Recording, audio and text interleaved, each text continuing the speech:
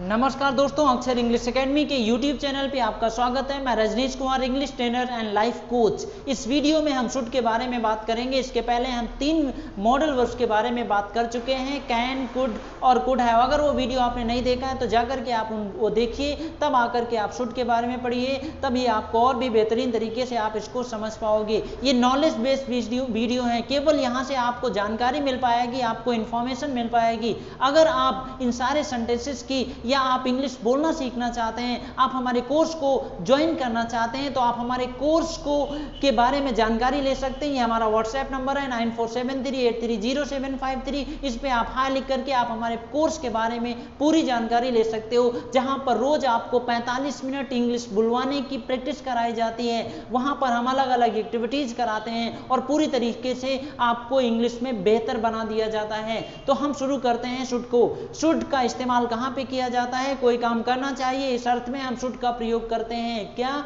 कोई काम करना चाहिए। कहां पर? कोई काम करना चाहिए, इस अर्थ में हम शुड का प्रयोग करते हैं।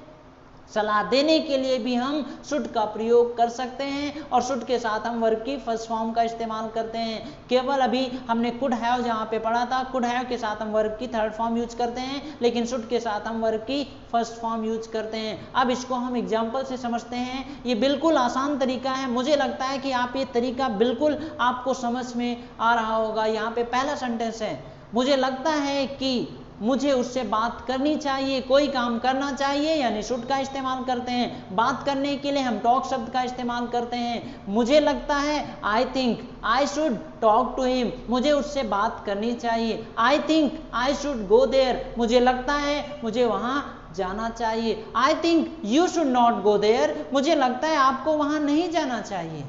आई think you should learn English. मुझे लगता है आपको इंग्लिश सीखनी चाहिए। इस तरीके के भी सेंटेंसेस आप बना सकते हैं।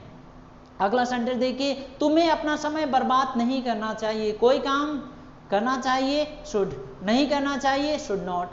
शुड नॉट को शॉर्ट में हम शुंट पढ़ते हैं। रिपीट करिए, शुंट पढ़ते हैं। You shouldn't waste your time या you should not waste your time. आपको अपना समय बर्बाद नहीं करना चाहिए।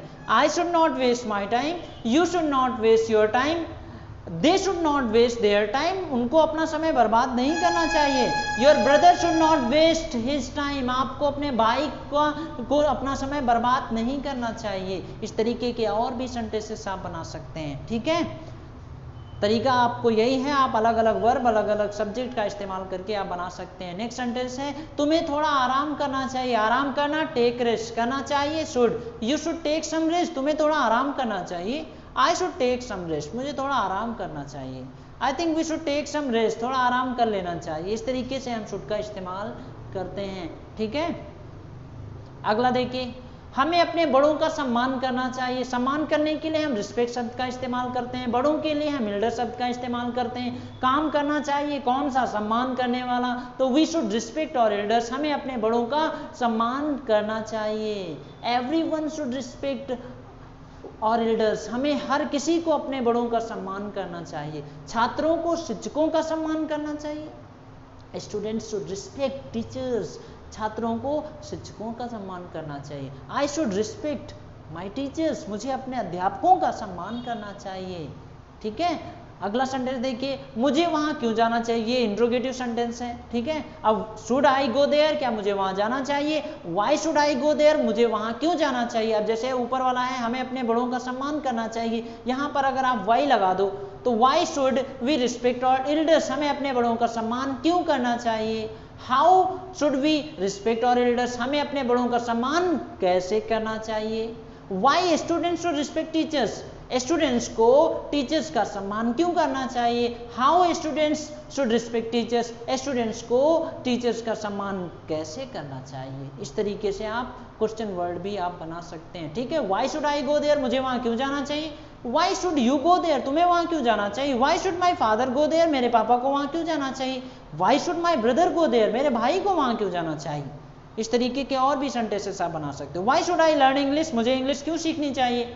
क्योंकि आपकी इंग्लिश कमजोर है इसलिए सीखनी चाहिए। नहीं, आपको इंग्लिश की जरूरत है इसलिए सीखनी चाहिए।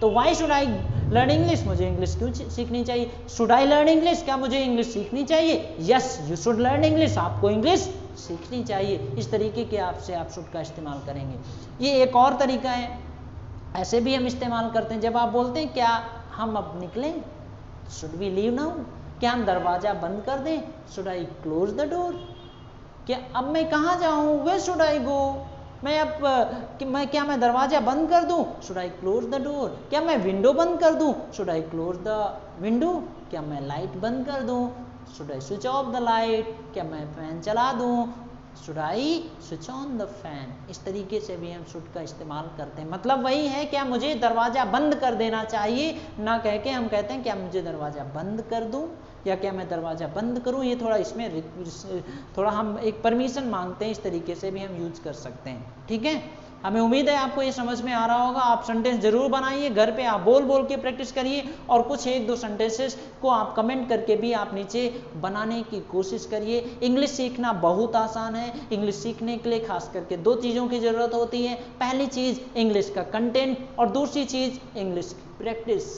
कंटेंट तो हम आपको वीडियो के थ्रू आपको दे रहे हैं, लेकिन अगर आप इन कंटेंट को, ये जो आपको दिया जाता है, अगर आप इसकी प्रैक्टिस नहीं करेंगे तो इंग्लिश बोलना नहीं आएगा।